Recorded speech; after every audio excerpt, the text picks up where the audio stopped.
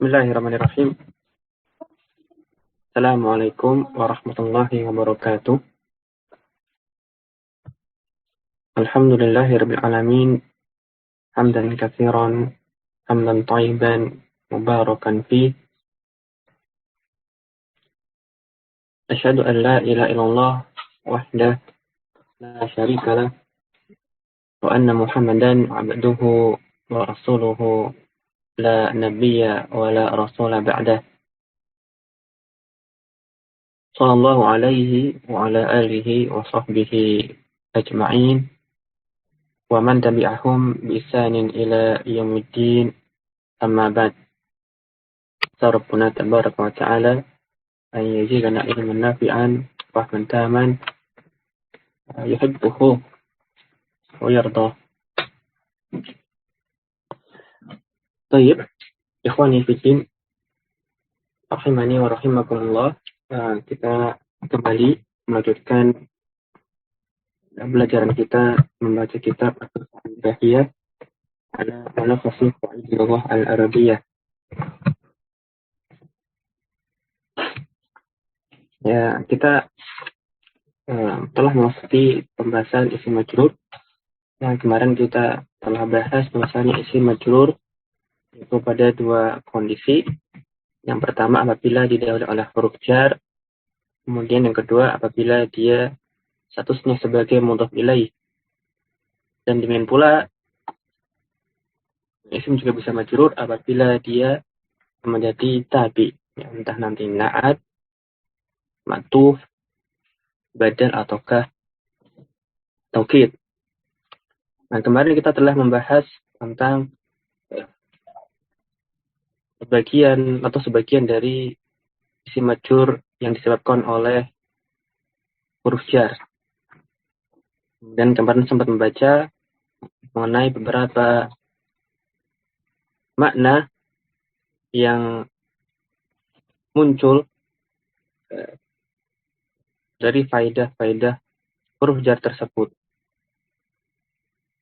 Ya, dari min, ila, an, ala, hatta, nafi, pun ada al-ba, al-lam, al-kaf. Dan pula huruf-huruf qasam, termasuk juga ada rubba, mud, serta mundu.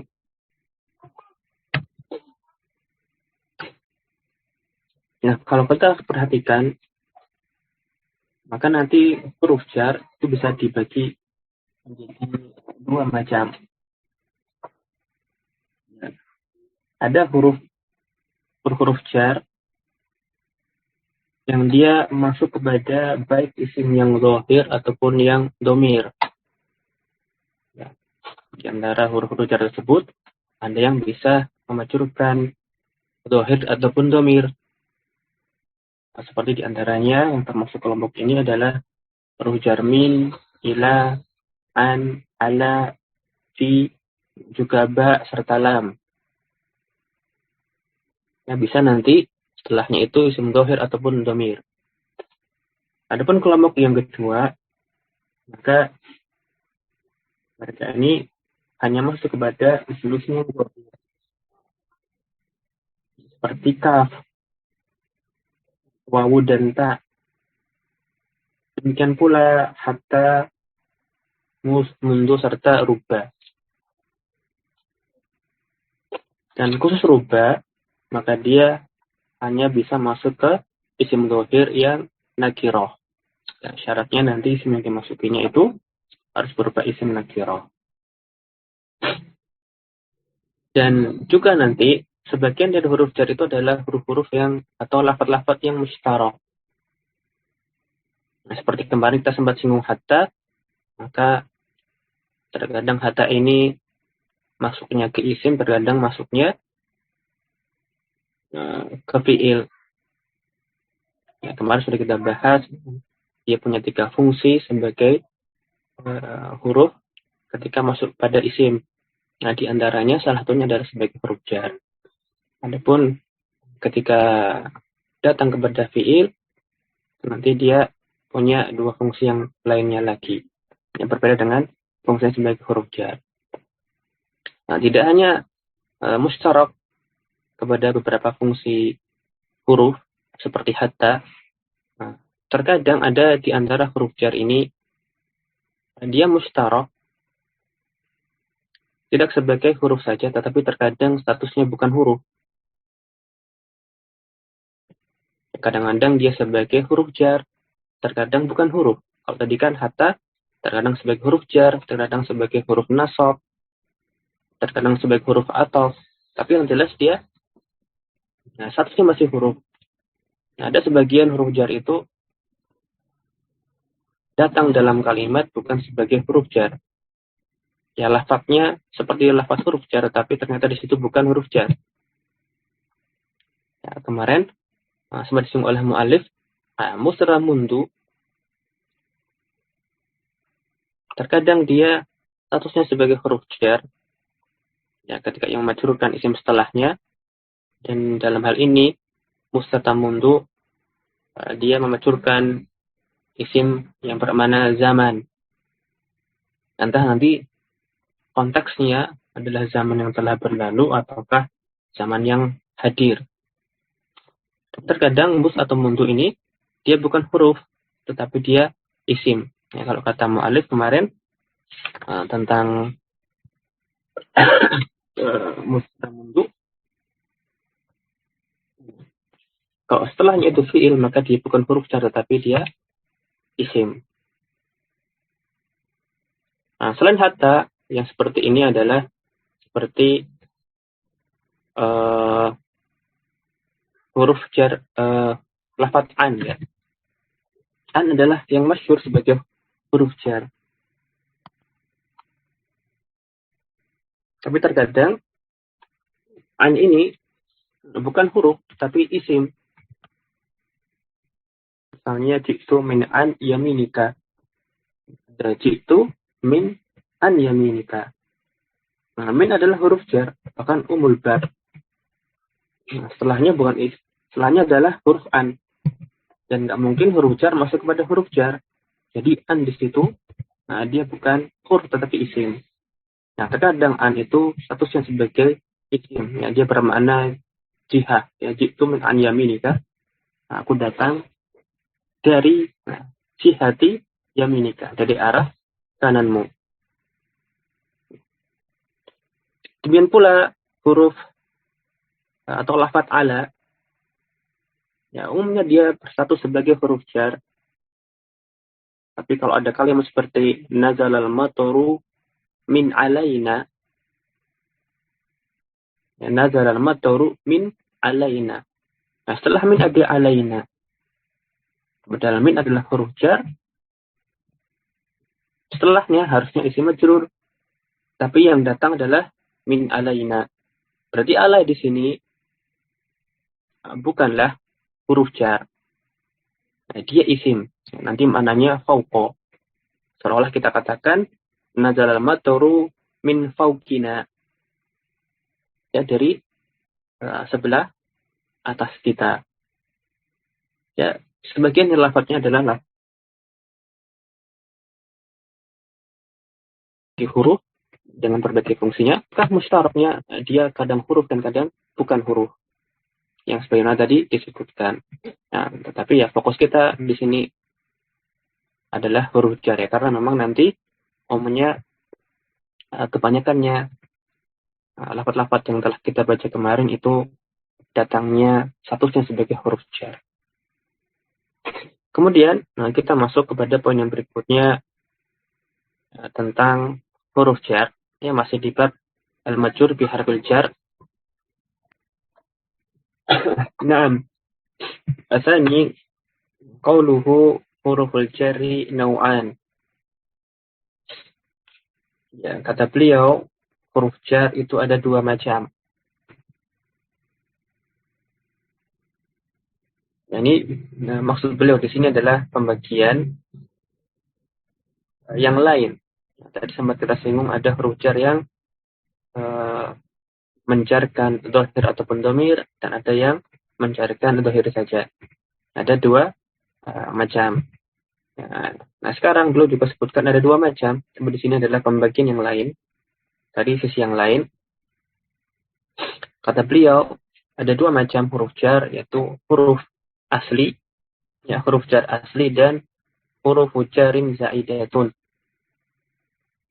Huruf jar zaidah atau zaid. Ada asli dan ada zaid. Asli dan zaid tambahan. Huruf jar yang asli adalah huruf jar sebagaimana telah kita bahas sebelumnya pada contoh-contoh yang telah lewat. Dan huruf-huruf jar yang kebanyakan muncul dalam kalimat adalah huruf-huruf jar yang asli ini.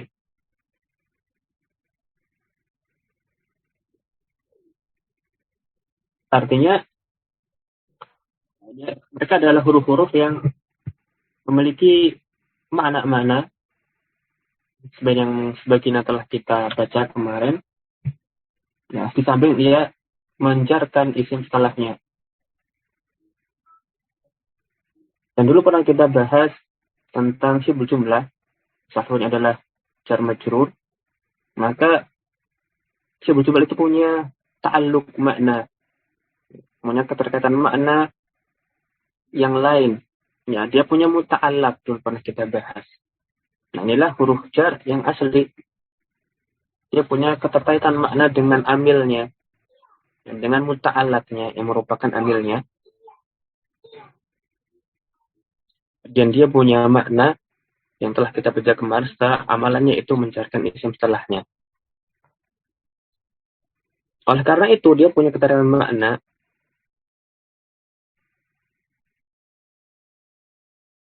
Nah, maka dia dibutuhkan dalam kalimat. Hiya allati la yustaqna anha bil kalam.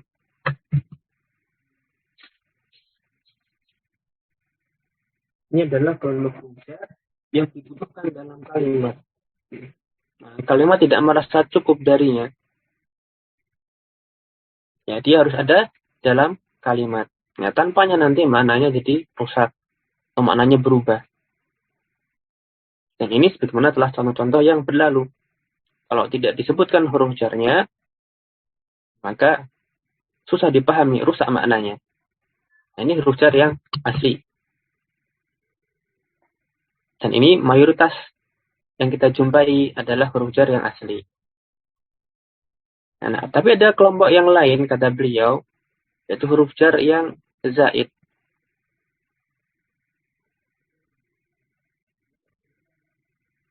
Nah, jadi digunakan sebagai tambahan di sini. Dan termasuk tambahan di sini adalah istilah nau saja. Bukan artinya dia tuh tidak punya faidah. Jadi dia tambahan, kata beliau, alati yumkinu istighna'u anha. Dia tidak dibutuhkan dalam kalimat.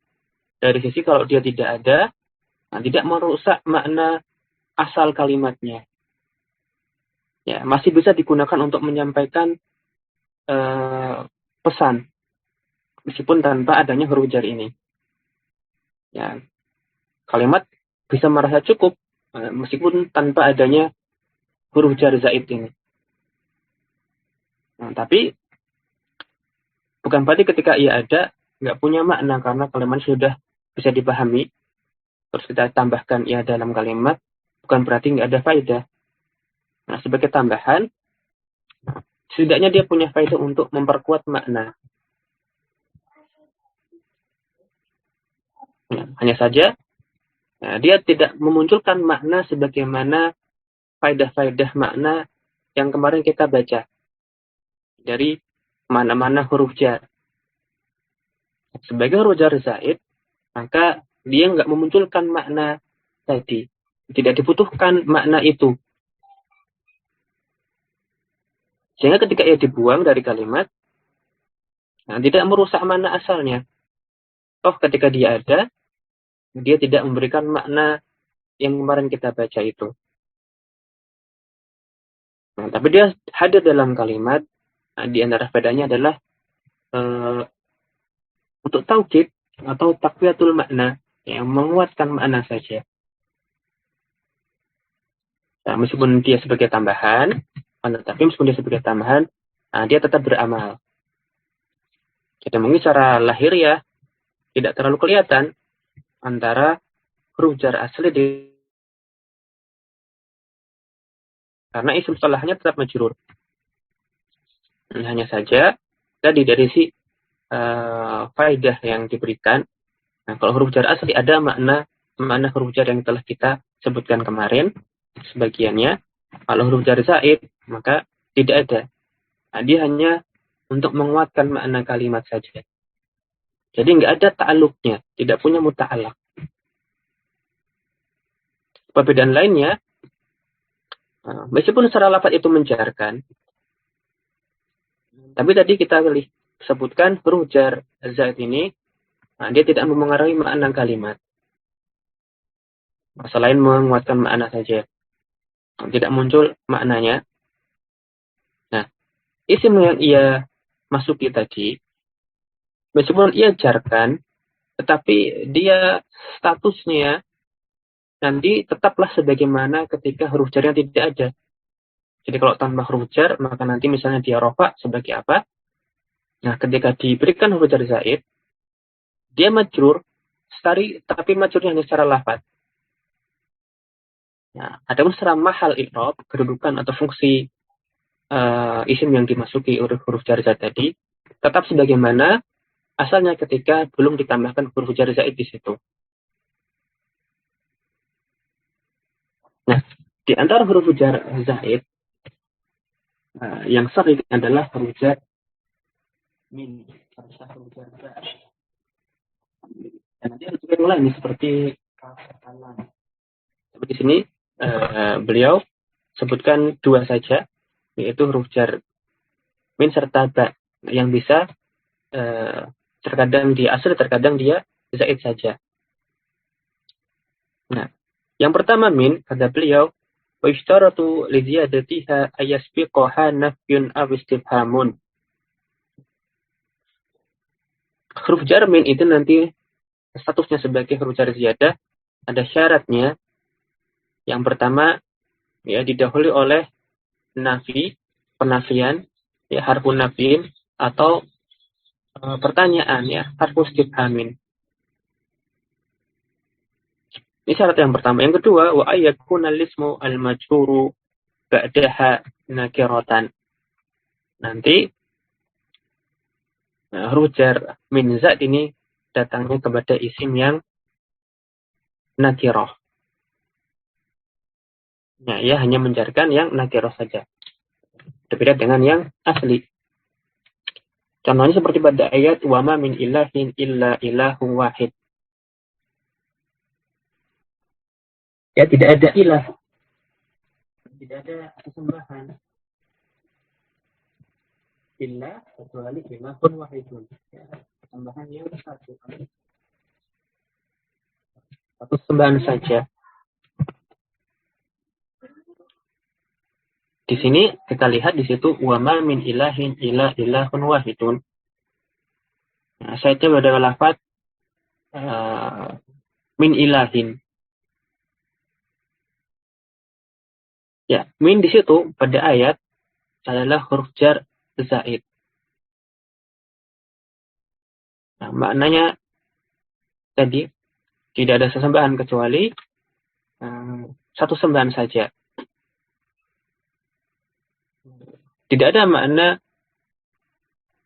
min di situ kecuali hanya sebagai takwiyah saja, menguatkan makna.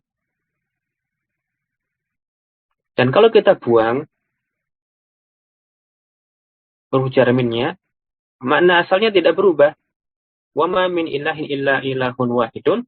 Kalau kita baca ma ilahun illa ilahun wahidun, tidak terlalu mempengaruhi makna dasarnya. Ma ilahun, ya, tidak ada ilah. Tidaklah ilah itu sembahan yang hak maksudnya, kecuali satu sembahan saja. Nanti ilah di situ majrur bimin. Ya, min harfu jar zaid. Ilahin ismun majrurun lafdhon.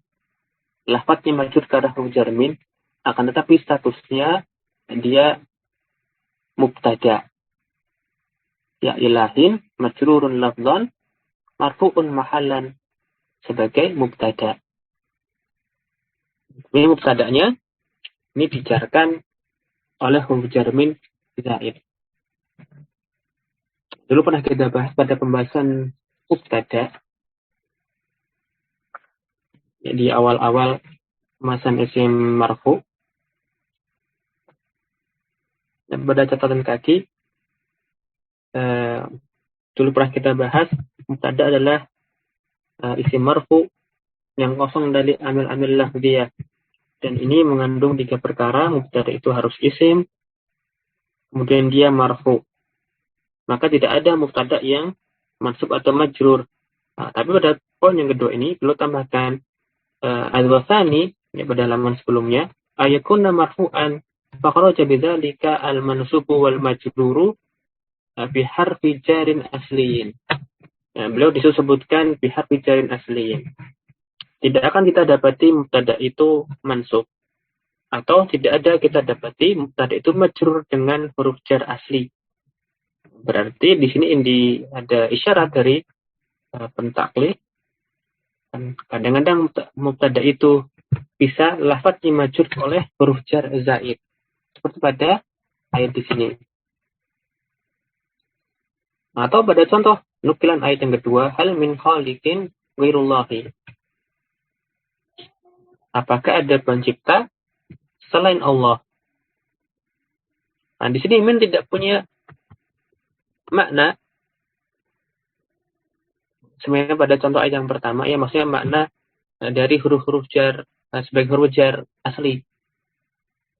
Seperti kemarin ya, diantaranya min bermakna tidak. Ada pula nanti min itu bermakna bayan jins. Nah, di sini min tidak punya makna demikian. Bahkan dia tidak punya ta'alluq makna. Nah, tidak ada muta'allaqnya. Dan kalau kita buang hal khaliqun ghairullahi, nah, tidak rusak maknanya.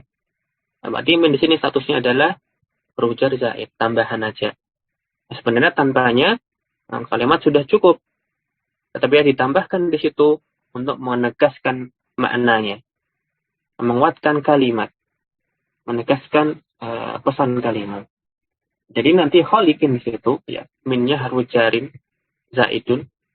Khaliqin ismun majrur bimin lahdon. Ya, marfu'un mahallan sebagai mubtada. Ya, hal khaliqun asalnya. Nah, ini yang pertama di antara huruf-huruf jar zaidah, nah, yaitu huruf jar min. Nah, syaratnya dia hanya menjarkan isim yang nakiro. Kemudian sebelumnya harus didahului oleh nafin istifhamun. Yang kedua, beliau sebutkan al-ba. Ya, huruf jar ba. Yang kita sebutkan kemarin, kita baca itu huruf ba. Huruf jar asli. Tapi huruf ba juga bisa statusnya sebagai tambahan. Ya, takunu zaidatan. Pada beberapa tempat seperti diantaranya fi khabari laisa wa fa'ili kafa. Seringkali khabarnya laisa ini dimasukkan oleh huruf jar ba. Demikian pula fa'ilnya kafa. Fa'il nanti harusnya marfu tetapi nanti dijarkan oleh huruf jar ba yang zaidah. Misalnya pada contoh laisal faqru bi aibin. Nah, kefakiran bukanlah celah, bukanlah aib. Kalau tanpa huruf jar ba sebenarnya tidak masalah kalimatnya laisal faqru aiban. Faqru isim laisa, aiban khabarnya laisa. Nah, tapi di situ ada huruf ba. Nah, tapi ba-nya adalah ba tambahan. Ya, punya faedah untuk menguatkan maksud saja. Laisal faqru bi aibin, al-faqru isimnya laisa, ba-nya harfu jar zaid. Aibin ya khabarnya laisa. majrurun fi harfi jarin zaid, ya mansubun mahalan, ya karena khabarnya laisa itu mansub hukumnya. Itu yang huruf jarba zaid yang masuk pada khabarnya laisa. Adapun contoh yang berikutnya, wa kafa billahi waliyan, ini dia masuk kepada fa'ilnya kafa. Ya, kafa adalah fi'il. Ya, artinya cukup. Ya, kafa billahi waliyan. Ya, cukuplah Allah sebagai wali. Jadi itulah jalalah Allah, ya, dijarkan dengan huruf jar ba. Tapi huruf jarnya zaid. Lalu jalalah di situ majrurun lafdhan, marfu'un mahalan, ya fa'ilnya kafa.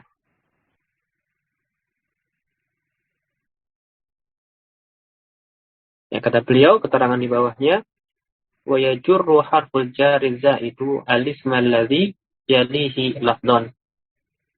Huruf jar zaid, huruf jar yang tambahan, ini beramal memajrurkan isim setelahnya lafdhan, secara lafaz.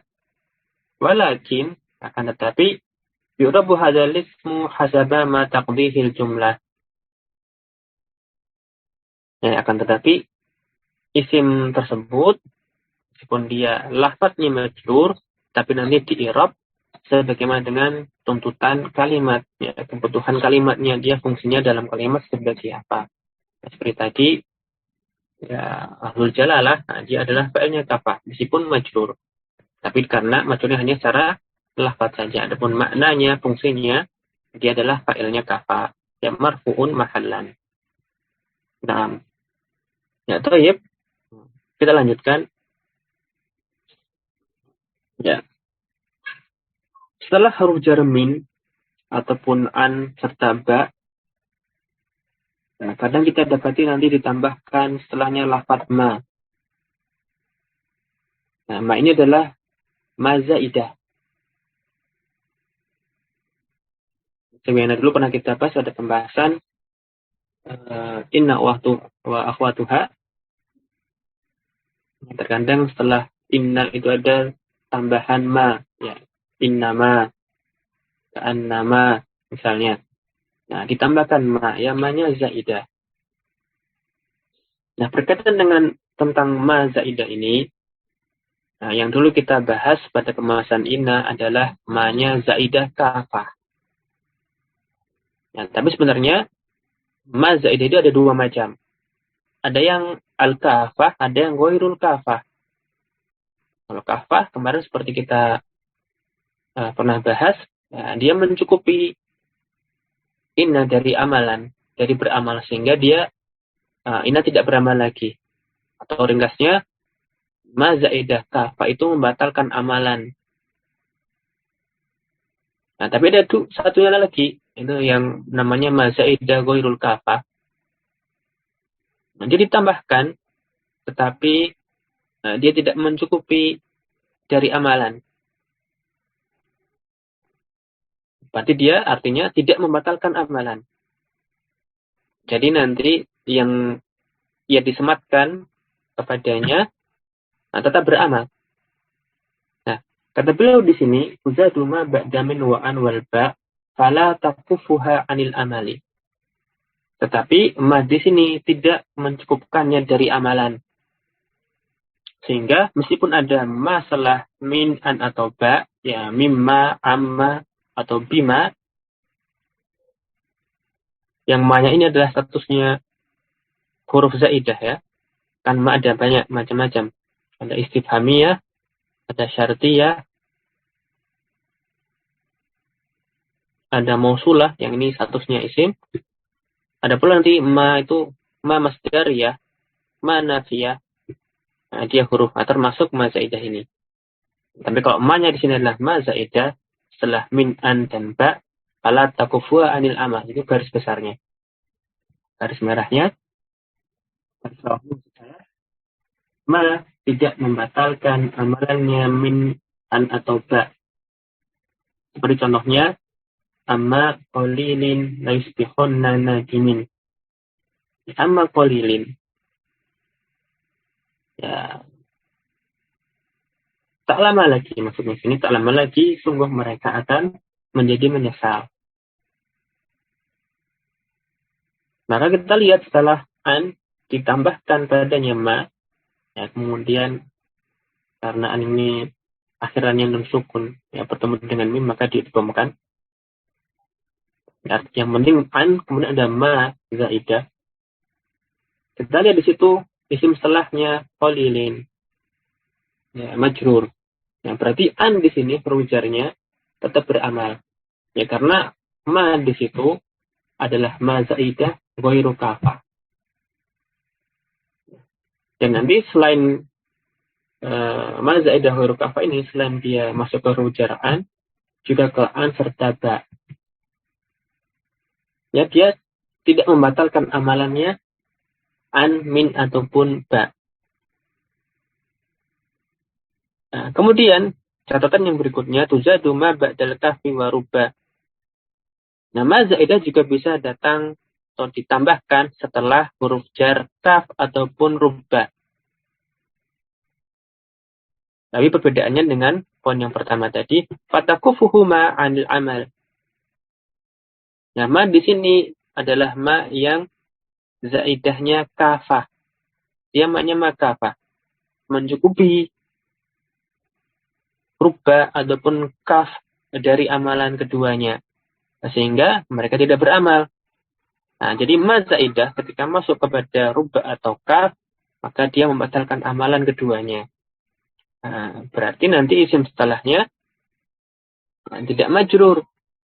Ya, kembali ke asal, ya, ada amilnya atau tidak. Kalau tidak ada, amillah dia, berarti dia marfu. Sebagai pada contoh, rubbama sadiqun anfa'u min syatikin.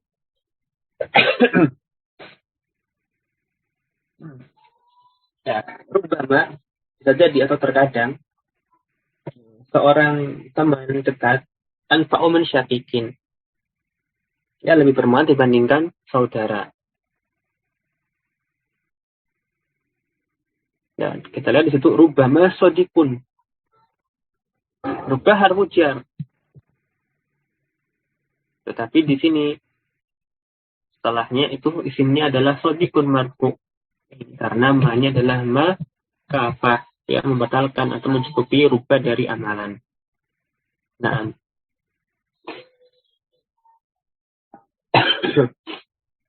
catatan berikutnya masih berkaitan dengan rubah.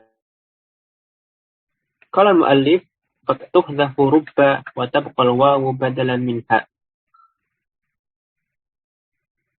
Nah, terkadang rubah itu dihapus. Kemudian diberikan wawu sebagai pengganti dari rubah yang dihapus tadi. Nah, wawu ini bersama wawa rubba. Ya, hadil wawu bersama wawa rubba. Wahia harfu jarin. Dan wawu rubba ini, kata mu'allif, adalah termasuk huruf jar. Ya, ini beliau mengikuti salah satu pendapat bahwasanya ketika rubba dibuang, kemudian diletakkan wawu di situ sebagai penggantinya, maka ada sebagian ulama nahwu menyebutkan, ya memang wawu ini termasuk huruf jar. Nanti ada yang mengatakan tidak demikian. Dan nanti ada perbedaan dalam meng'irob. Seperti misalnya pada contoh, walailin kamaujil bahri arkhasudu lahu. Nah, walailin, wawunya, ya kita lihat isimnya itu majrur. Wawunya bukanlah wawul qasam. Karena di sini maksud dari sang penyair, ini adalah pengalaman saya dari Imrul Qais. Maksudnya adalah ya, rubah bisa bermakna sering atau jarang ya kemarin.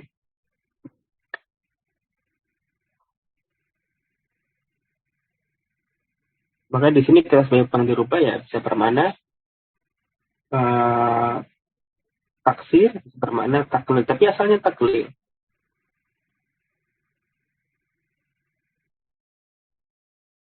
Dan wallahu alam yang di sini dimaksud adalah taklil dan sedikit atau terkadang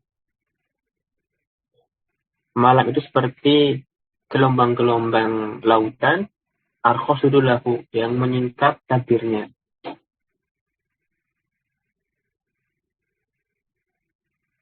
Jadi tidak setiap malam. Nah, jadi sebagian malam kadang-kadang seperti ombak lautan. Jadi maknanya taklil. Nah, tapi yang kita bahas di sini adalah statusnya di situ ya. Lailin majrur, tetapi wawunya bukanlah wawul qasam.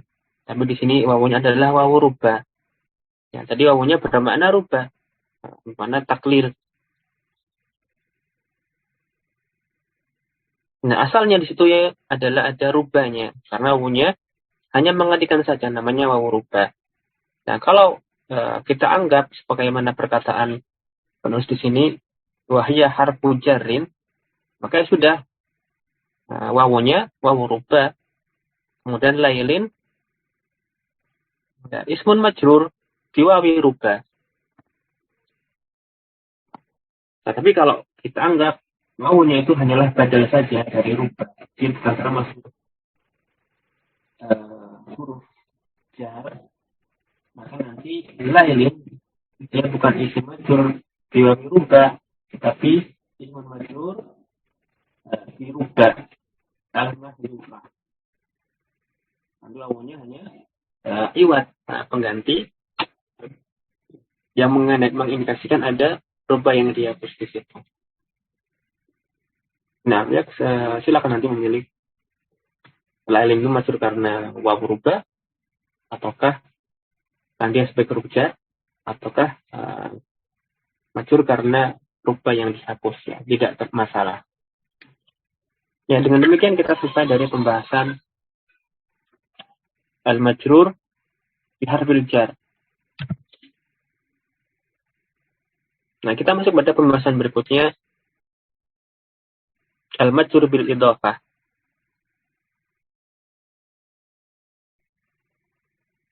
Al-majrur ats-tsani al-majrur bil idhofati. Isi majrur berikutnya yang majrur karena idhofah.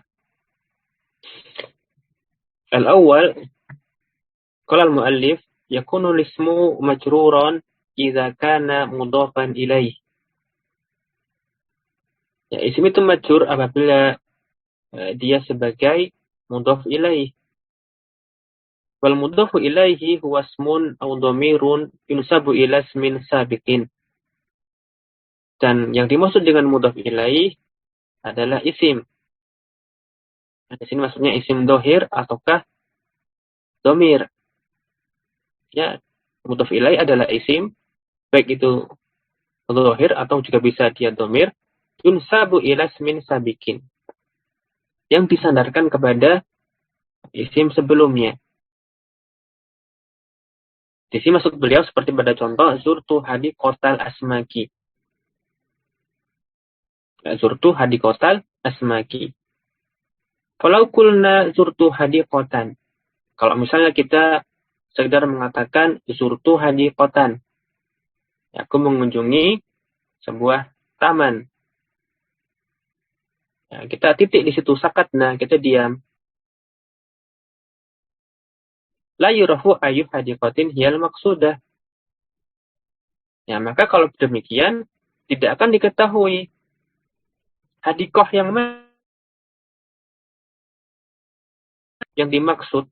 Ya, saya mengunjungi sebuah taman. Tapi taman kan ada banyak. Sedangkan kata hadiqah mencakup berbagai macam taman. Yang penting sebuah taman. Nah, ini bisa taman yang mana saja. Nah, jadi tidak diketahui taman yang seperti apa atau yang bagaimana atau yang mana. Nah, orang yang benar hanya tahu atau memahami bahwasanya saya mengunjungi sebuah taman. Tidak spesifik taman yang mana. Walakin akan tetapi idza qulna zurtu hadiqatal asmaki. Kalau kita katakan zurtu hadiqatal asmaki. Nah, urifa al-maqsudu. Maka nanti akan ketahuan maksudnya taman yang mana. Ya, hadiqatal asmaki, taman yang dikhususkan bagi ikan-ikan. Ya, taman khusus tentang isinya ikan-ikan saja. Bukan taman bunga atau yang lainnya. Tapi taman untuk ikan. Nah, hadiqatal asmak inilah susunan idhofah. Di mana ada susunan yang pertama hadiqota, yaitu sama hadiqota, lafaz hadiqota di situ mudhofan, yang dia masuk karena maf'ul bi. Saya mengunjungi taman, nah dia maf'ul bi. Ya, hadiqotan ini, hadiqota mudhof. Nah, itu disebut mudhof karena ada kata al-asmaki yang disandarkan kepadanya. Ya, al-asmaki di sini ismun yunsabu ila ismin sabiqin. Nah, dia adalah mudhof ilaih. So, mungkin istilah disandarkan kepada ini mungkin ada yang berpendapat kebalikan ya. Ada yang mengatakan tadi seperti ini. Mudhof ilaih itu isim yang disandarkan kepada isim sebelumnya. Mungkin nanti ada yang mengatakan mudhof itu yang disandarkan kepada mudhof ilaih. Ya, mungkin kita tidak usah dipanjang lebarkan di situ. Yang penting setelah kita datangkan isim berikutnya itu al-asmak yang disebut mudhof ilaih, maka menjadi jelas maksud dari isim sebelumnya. Nah, kemudian susunan yang seperti ini, mana ada penyandaran isim kepada isim yang lain. Nah, isim yang belakangan ini nanti dia majrur. Inilah yang disebut dengan mudhof ilaih.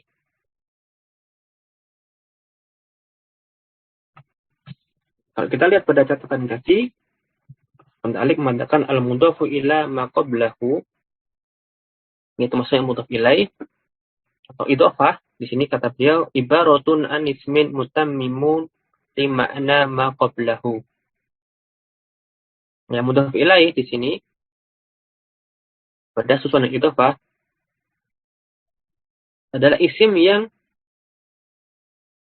mutammim, yang menyempurnakan makna isim sebelumnya, yang mengurutkan maksud dari isim yang sebelumnya. Itulah mudhof ilaih. Jadi idhofah itu ada penyandaran antara dua isim. Yang ibarah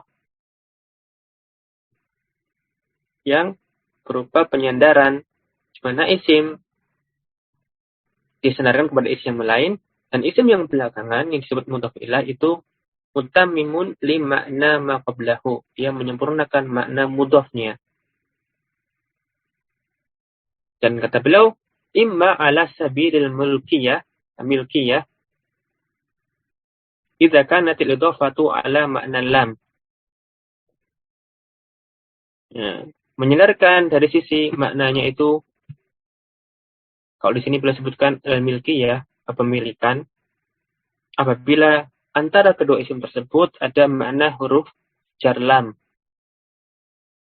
Dan nanti tidak harus milkiyah ya. Tapi nanti yang penting ala makna lam. Ya. Bisa kita takdirkan di situ antara mudhof dan mudhof ilaih huruf jar lam. Seperti perkataan hadza kitabu Muhammadin.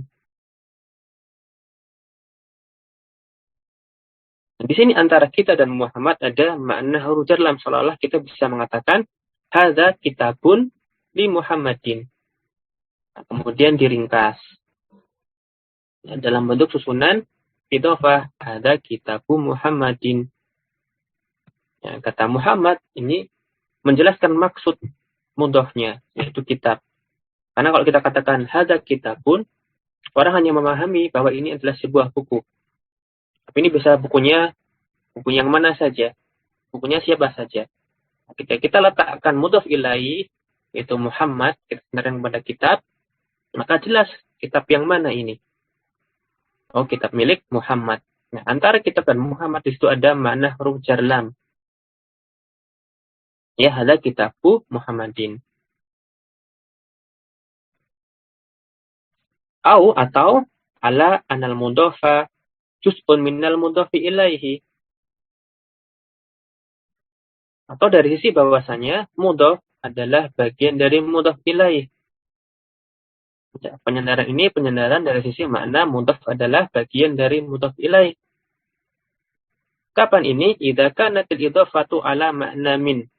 Ini kalau antara kedua huruf isim tersebut terkandung makna min. Atau sebaliknya, kita katakan antara kedua isim tersebut terhubung dengan makna huruf jar min. Karena apa? Karena mudhaf adalah bagian dari mudhaf ilaih, ya, min. Ya. Min mudhaf ilaihi, seperti pada kalimat zara'tu syajarata burtuqalin. Ya, syajaratan min burtuqalin. Tanaman dari jenis pepohonan buah, yaitu buah jeruk. Au ala anal mudhafa ilahi dzarfu zamanin au makanin lil mudhaf. Atau dari sisi bahasanya mudhaf ilaih ini menjadi wadah. Ya, dzarf itu maknanya wadah. Ya, baik dzarfnya zaman atau makan yang mewadahi waktu atau tempat bagi mudhafnya. Ya, idza kanatil idhafatu ala makna fi.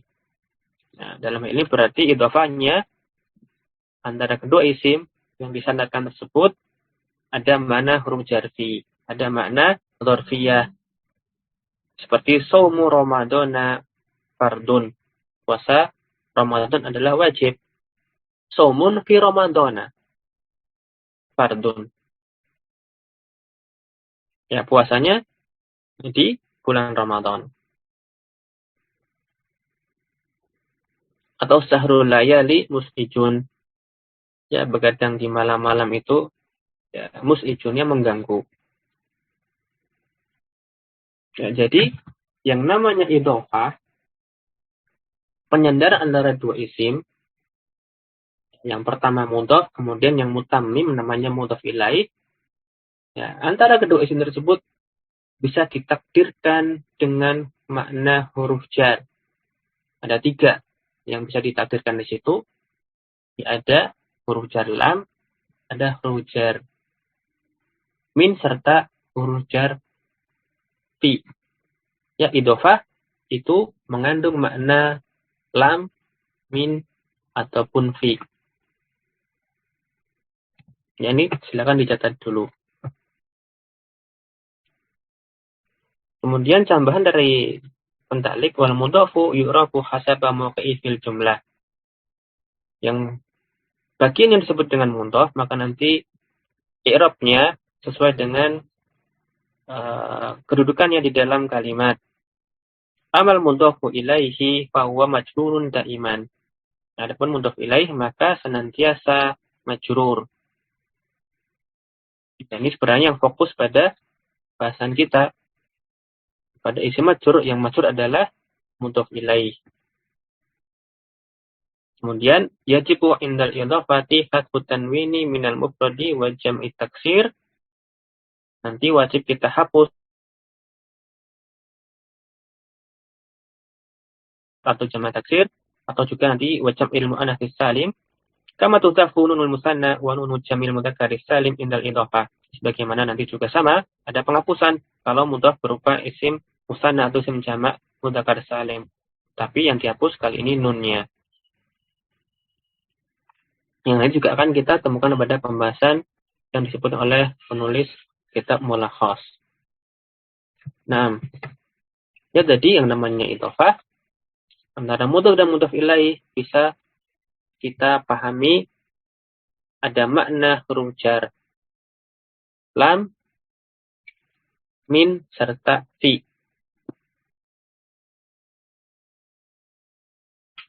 Nah, ada faedah makna itu. Kemudian Nah, kita kembali ke matan. Qaul mu'allif wal idhafatu tufidul mudhafa at-ta'rifa. Idza kana al-mudhafu ilaihi ma'rifatan. Susunan idhafah, mudhaf dan mudhaf ilaih idhafah itu punya fungsi ta'rif. Ya, dia mentakrif mudhaf. Apabila mudhaf ilaih itu berupa isim ma'rifah. Ya, ada fungsi ta'rif di situ. Apabila mudhaf ilaih itu berupa isim yang ma'rifah, maka nanti idhafah punya fungsi mentakrif mudhaf. Artinya mudhaf juga ikut hukum ma'rifah. Wa tufidu takhsisa idza kana al-mudhafu ilaihi nakiratan. Adapun apabila mudhaf ilaih itu berupa isim nakirah, maka idhafah punya fungsi takhsis. Takhsis artinya mengerucutkan makna, ya, tadi sempat kita sebutkan kalau tidak salah ketika membahas contoh. Idhafah ada fungsi mengerucutkan makna. Nah, tapi ada dua makna di sini, ta'rif serta takhsis. Ta'rif berarti nanti sampai derajat ma'rifah. Jadi, kalau mudhaf ilaihnya itu ma'rifah, maka idhafah dan fungsi ikut mentakrif mudhafnya. Mudhaf ikut ma'rifah. Adapun kalau mudhaf ilaihnya nakirah, maka di sini tidak, fungsinya bukan ta'rif, tapi fungsinya takhsis.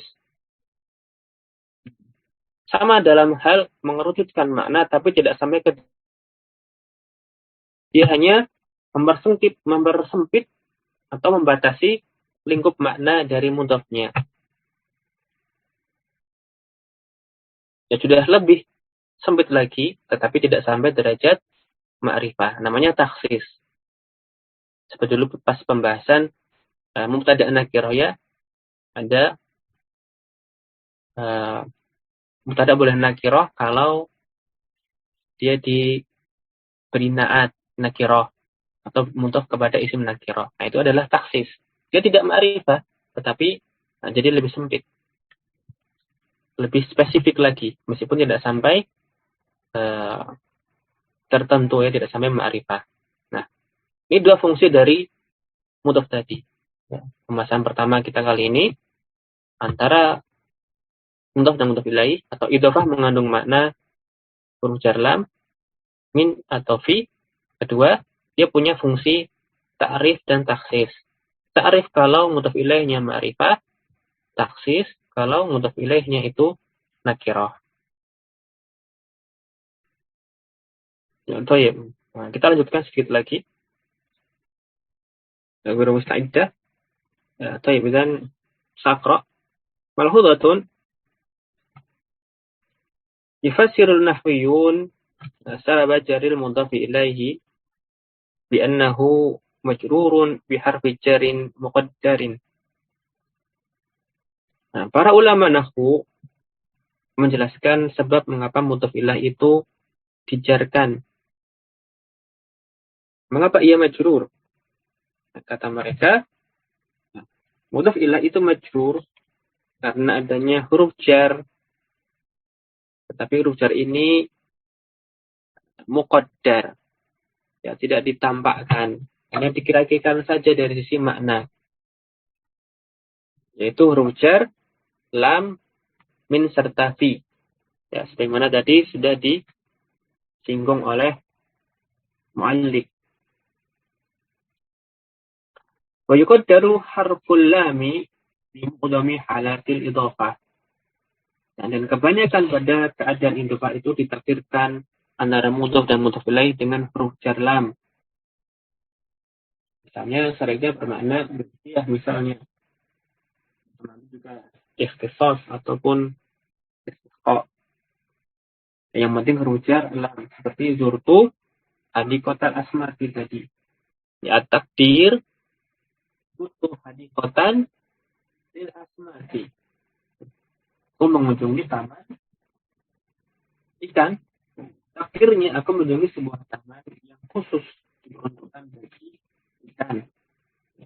Hadikotal asmaki maknanya hadikotan lil asmaki. Dan bisa ditakrifkan dengan adanya huruf jar lam di situ. Wa yuqaddaru harfu min idza kana al-mudhafu ilaihi isman lil mudhaf. Dan terkadang pada idhofah ditakdirkan adanya min apabila mudhaf ilaih adalah jenis dari mudhafnya. Misalnya istaro itu khatama zahabin. Aku membeli cincin emas. Ya, takdirnya istaro itu khataman. Aku membeli sebuah cincin min zahabin. Ya, yang terbuat dari emas. Ya, khatama hadidin maknahu khataman min khataman zahabin. Al-makna khataman min zahabin. Wa yuqaddaru harfu fi idza kana al-mudhafu ilaihi dzarfan. Dan terkadang juga bisa ditakdirkan pada idhofah huruf jar fi apabila mudhaf ilaihnya itu berupa isim zaman atau makan yang nanti maknanya mewadahi mudhafnya, dzarafnya, mudhaf. Maka situ takdirnya huruf jar fi seperti Tatallabtu minhu abhasahu syahrul layali, atau juga dibaca tatallabat minhu abhasuhu syahrul layali. Ya, kalau dibaca dengan bacaan yang kedua, penelitiannya membuatnya bergadang di malam hari. Ya, maksudnya di situ sahran layali, takdirnya sahran fil layali. Membuatnya begadang, tidak bisa tidur fil layali, pada malam hari. Nah, baik, demikian yang bisa kita sampaikan. Ya, ada tentang mudhaf. Ini adalah penyandaran isim dengan isim. Ini asalnya. Yang jelas mudhaf itu nanti isim. Tapi di sini beliau cukup membahas mudhaf ilaih yang isim, entah yang dhahir ataupun yang dhamir. Ya, penyandaran dua isim sederhananya.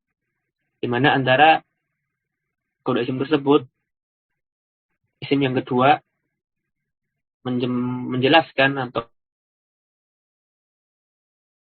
dan antara keduanya jadi takdir dan idhofah punya dua fungsi.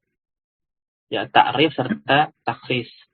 Ta'rif kalau mudhaf ilaihnya ma'rifah, takhsis kalau mudhaf ilaih berupa nakirah. Namun pada pembahasan yang lebih dalam lagi tentang mudhaf maupun mudhaf ilaih yang kita lanjutkan pada pertemuan berikutnya. Wallahu a'lamu bishawab.